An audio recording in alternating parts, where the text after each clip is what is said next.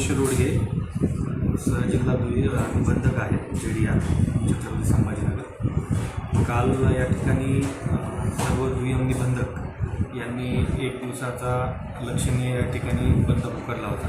गुन्ह्यातील घटनेचा निषेध म्हणून शासन स्तरावरही त्या घटनेची गंभीर दखल घेऊन जे काही दोषी आहेत त्यांच्यावर कडक कारवाई करण्याबाबत या ठिकाणी प्रक्रिया चालू आहे।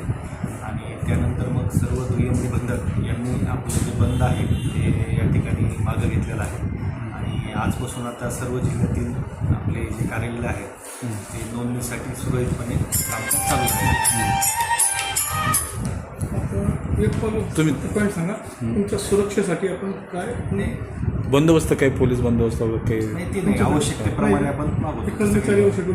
आवश्यकतेप्रमाणे आपण गरज तुम्ही छत्रपती नगरवासियांना काय आवाहन करणार या संदर्भात? आता नोंदणी प्रक्रिया सुरळीत चालू झाली आहे। नियमाप्रमाणे तत्काळ नोंदणी करण्याबाबत सर्व दुय्यम निबंधक यांना आपण सूचित केलं आहे। ठीक आहे। सुरक्षेचं सुरक्षित कसं आहे